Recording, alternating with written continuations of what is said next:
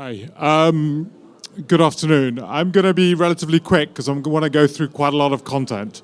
I want to start by, I'm going to situate this conversation in what the next 10 to 20 years looks like. I think too many of our products and services are being built in a world that's already dead, just that we don't know it. We're building products and services in a world that is not going to be there. And I want to look at the next 10 years and where we're looking at. Let's start with one thing. It's almost certainly now likely that we're looking at a 3-degree warmer planet, right? 3-degree warmer means that at between 1.7 to 1.9 degrees, we will lose one of the major food baskets in the world. There are 5 major food baskets.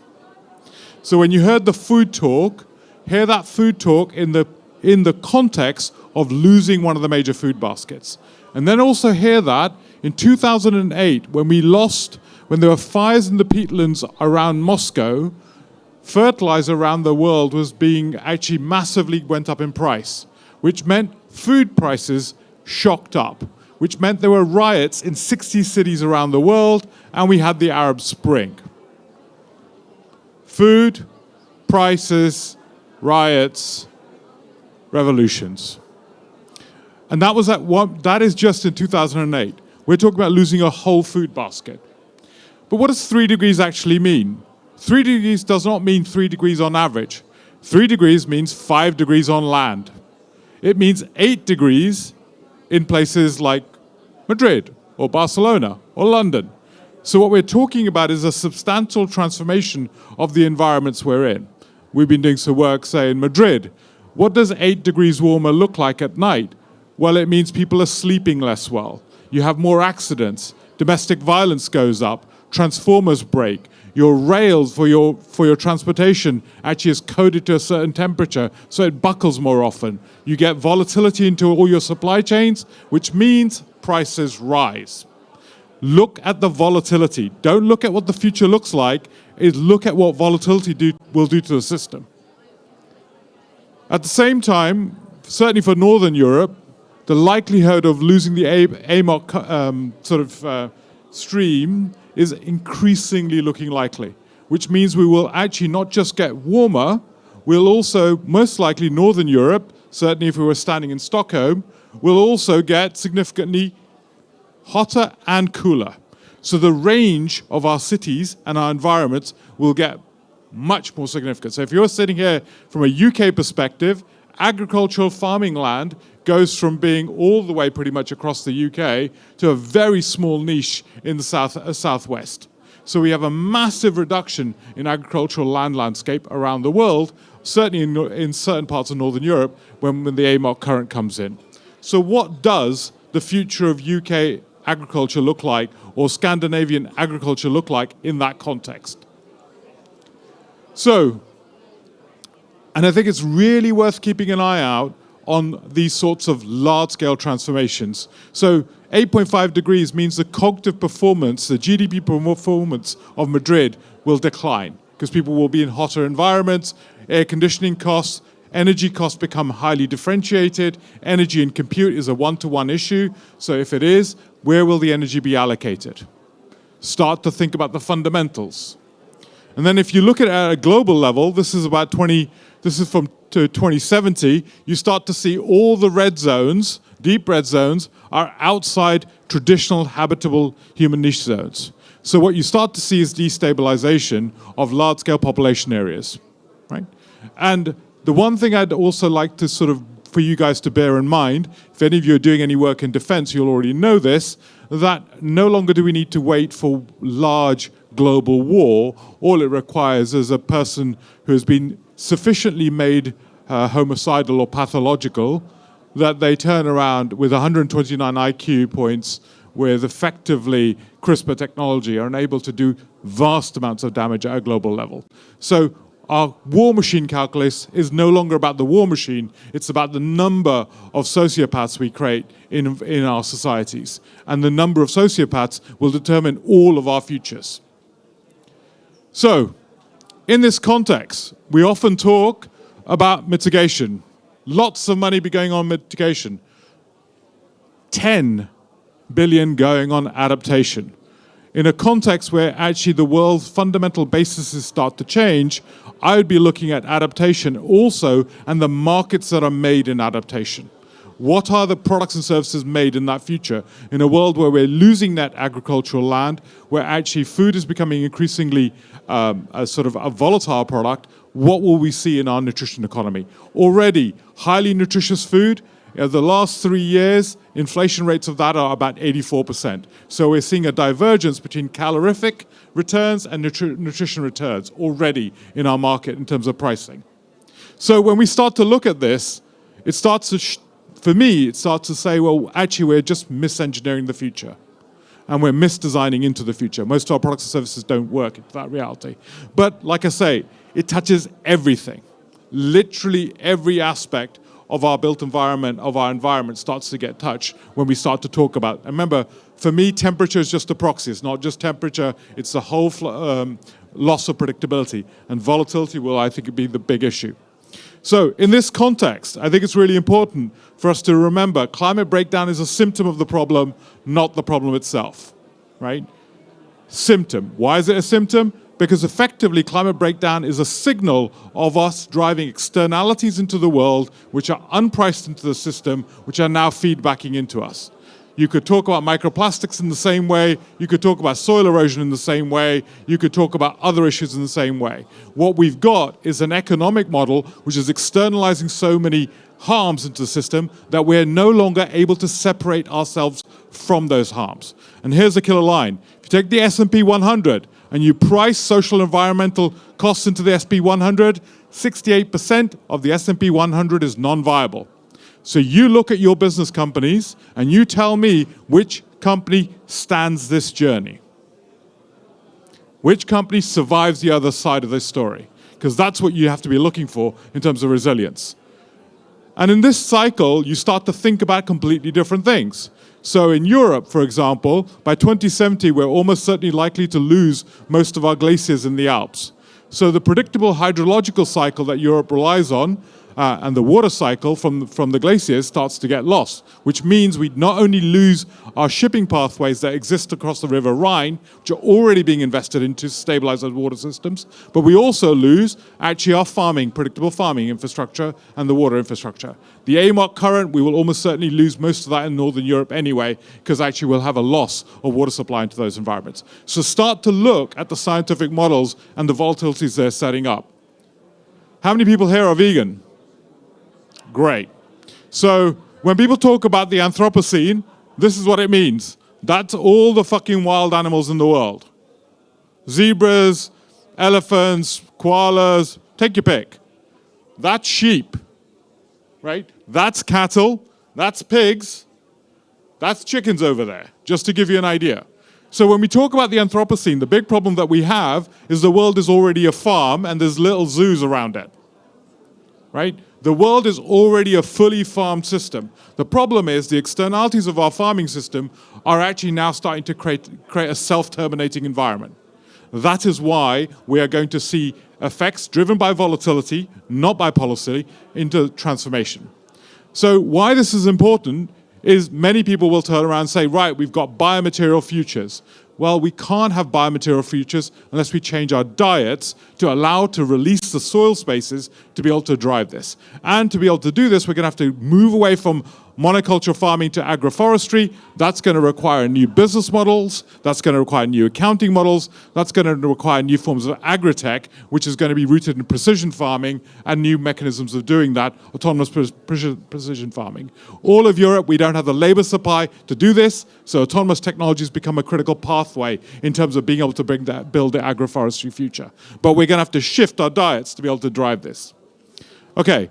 Let's keep going on the fundamentals. I'm driving the fundamentals because I think they're worth us knowing. Civilization is one-to-one correlated with energy. Our civilization is a hydrocarbon energy source. Most sort of renewable energy sources that we have are fundamentally being driven, are only doing replacement, are only giving us additional supply to match additional demand. We are not changing our base load of energy. And it's also worth remembering this base load of energy is incredibly the densest form of energy we get. So 1 barrel of oil used to give a return of 120 barrels of oil of energy. Solar is 1 barrel of oil's worth of energy, gives you about 5 to 7. So the energy return ratio is the biggest transformation. Already, hydrocarbons, we've gone off the peak of that. We are close to about 10 barrels of oil of energy returned in most places. So what we have is the cost of energy input and the cost of energy output is declining, which is why we have a global system which is actually struggling already. So don't look at the energy supply. I think energy inequality is going to be one of the biggest drivers, and we're going to have to think more substantively about it, and it goes all the way through the stack. Energy, compute, robotics, but also underneath energy, mining infrastructure. We don't have a super cycle in terms of mining coming. Thereby we aren't able to shift our mining supply chains. We're locked into copper. Copper mines take about 10 years to pull together, and the amount we have to actually mine is increasing by 10x, virtually because of actually the density of copper that's available. So you start to see some of these, like, yes, the total fossil fuels burnt are that much. That's what we need for mining. But copper, which used to be 40% ore, is now 0.4%. So you have to mine 100 times more to be able to do it. So look at the large-scale effects. 90% of our biodiversity loss rooted in mining. So we're going to see vast amounts of transformation. Keep your eye, my number one message, keep your eye on volatility. My biggest worry right now is the loss of social contract in places with total asset destruction in those environments. London's total wealth in terms of just housing is 2.52 trillion. 2.52 trillion, London alone. Destabilization in social contracts will actually destroy vast amounts of value, which is why adaptation is going to be one of the largest scale investment models that's becoming available. I want to show you the scale of what we're talking about, right?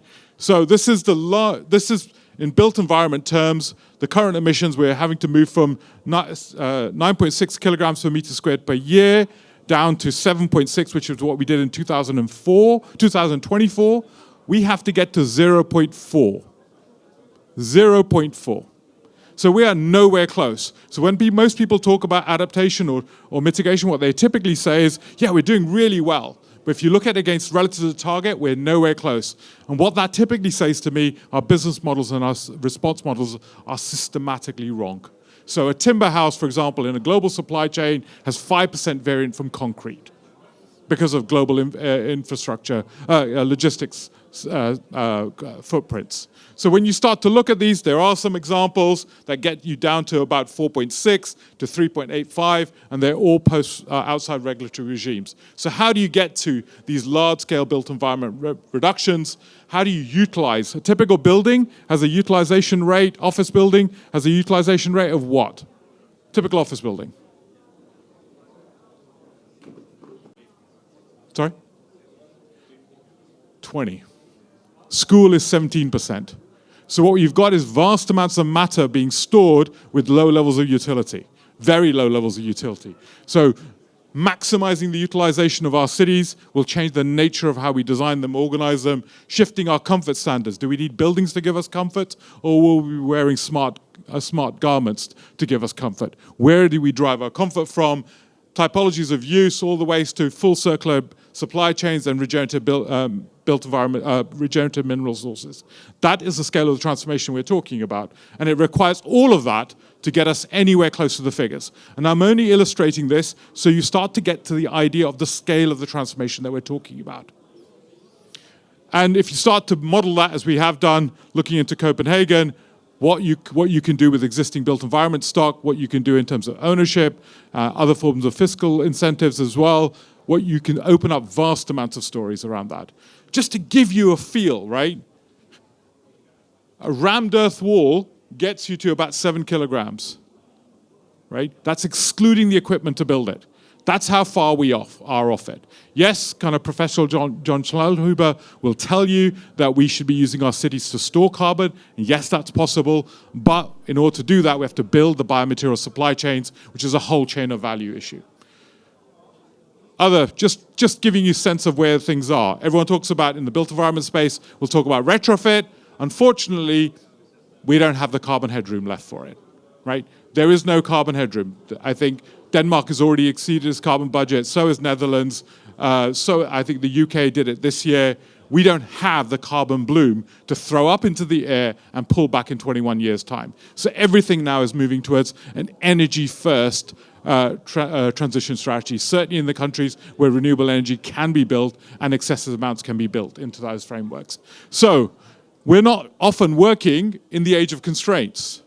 So how many homes do you think all of Europe can afford to build if it lives in the Paris Accord? How many homes? 144,000 homes, all of Europe. Currently planned 1.5 million. So we're at less than 10% of the provision is actually affordable within the Paris Accords. Right. Materials, I've already told you where I think our material shocks lie. The biggest issue here is there's no major carbon material super cycle available because the demand isn't there, because actually automation and other things are going to reduce the material demand net. There isn't going to be a super cycle. And also, a place like China have already done their major infrastructure investment. Without the major super cycle, it's very difficult to change the refineries and the other infrastructures and supply chains. In fact, what we're seeing is the concentration, not the diversification of those supply chains, even though they're getting longer, right? So we have a constraint into those landscapes. Climate breakdown I've already spoken about, labor, massive political shortages. So this is where automation becomes really critical, and the deglobalization narratives. So when you start to look at these transitions, you have to start to think about them in a different worldview. And my plea to all of you is think about your products and services into a different worldview, which is increasingly looking likely. And look at the fundamentals. We're going to dematerialize our economy. It's almost certainly true if we're going to get out this carbon cycle. That means we're going to have to grow our intangible economy. We're going to have to make our material economy rooted in sufficiency. We're going to make our intangibles economy rooted in abundance. We're going to have to reimagine a generative biomaterial economy. This is probably going to be one of the biggest investments in human development. What does it mean to be human in an age of AI and machines? I think that is an underwritten story. Everyone keeps talking about AI. I think one of the most interesting stories is what does it mean to be human? And flip the other cycle. And I think human-machine pairing in a different machine logic is going to be much more interesting than just AI systems. So if you look at what's going on, there's a whole piece of work that we're doing around machines are rooted in theories of certainty. What if you actually talked about doubt, tentativeness, tenderness, and care as the machine logic of the 21st century, which has a completely different logic function and learning function and operates differently. So I'm going to just shoot through some stuff. I want you to sort of see why this is important at a boring level. So a tree planted in Barcelona, right, or Sheffield, which I know for a fact, a tree planted in Sheffield, after 10 years gets replaced. Why? Because it's valued in terms of its cost of insurance and maintenance. But all of its positive social benefits are not valued, right? So its cooling effect is not valued, its flood risk mitigation is not valued, all of that's not valued. And the implications of that are that we plant trees which are male. So 97% of trees that are planted are male. Why is that? Because male trees have lower maintenance. Not necessarily men, by the way. So male trees have lower maintenance, which means, but they produce more pollen, which means you have higher levels of asthma. So what you have is the balance sheet function of the tree and how it's coded is creating externalities into the system which are not priced and are misdesigning our environment. So when you start to redesign them and you start to sell these sorts of services, which are probabilistic services, they're not certainty services, you have to wrap them in a new theory of infrastructure. Whole scale, large infrastructure at the city scale. So most of the work we're doing, whether it's at the culture level or whether it's at glacier level stabilization, what we're seeing is a class of work opening up that opens at the super landscape level. And what you are able to do is value and build whole new forms of business models that value and operate at that level. How am I doing for time? Perfect, thank you. So, give you a very simple example. Many of you know the High Line was basically, it cost about 178 million to build, generated 3.48 billion in land value uplift. All of that land value uplift was privatized. The best real estate deal would have been to put a 10% smart covenant on the land on the uplift value. You'd have paid for the High Line in under 10 months. So what you start to see is smart covenants and technologies are able to now price and value externalities and start to add positive externalities and bring them into new forms of common good pricing models. These sorts of large-scale population pricing models become really critical. And they open up whole new pathways of thinking beyond ownership, self-sovereign things. We're doing a lot of work around how do you finance self-sovereign things, because that opens up a theory of organizing which is fundamentally different, and that's, I'm just conscious of time. I'm going to leave you with 5 points, even though, okay, I've just got permission. 5 points, 5 major points. Worry about degenerative volatility on your portfolio. What will it do to your portfolio? What will it do to your startup? Optionality is a necessity, and optionality is the expansion of options available to you as a startup, right? What options are available to you, or as an investor? The expansion of optionality when optionality is declining through degenerative volatility is a fundamental good right now. Next generation wealth and assets are increasingly operating at the quasi-infrastructure level. Collective intelligence of a city as a quasi-asset, all the way through tree canopies, cooling Madrid by 8.5 degrees as an economic asset with multiple beneficiaries. How do you organize and structure them? Hydrological cycles across continents, but also within continents, like in the UK, but also across Europe. Bioregional biomaterial value chains. How do you organize and finance a portfolio of interventions which generate that value chain? Because it can't be done by a product-based intervention model. All the way through to dual-use infrastructures and other things that we're starting to see. Large-scale organizing, one of the biggest things we're seeing, the problems in unlocking these assets are rooted in how do you get 1,000 people to come to agreement. Anyone who can solve that 1,000-person problem, and it's almost certainly human-machine assisted, you end up in a new contractual landscape for this future. And that will unlock value and sharing and pooling of risk in a way that's unseen. And then all the way through to how we finance some of these things and how we actually look at the value and how do you turn value to price. That's the trick. And the value to price trick is not the usual way. It's not going to be at the product level. It's going to be at the product level. It's going to be at the optionality level, portfolio level. It's then also going to be at the outcome and the outcome level. And we're going to have to build portfolios which operate across these things rather than trying to do it at the unit price level. So with that, I sincerely apologize to my hosts, but I just want to put this number up because I found it really fascinating. This is the number behind London. This is the money that's going to come to the table. There's 3.8 million homes. Average price of a home is 663,000. That is 2.52 trillion. That is the value at risk, and that is the value at risk that is going to come into the world as we enter degenerative volatility. So if you're hungry for money, that's the number you're playing for. Trillions. Thank you.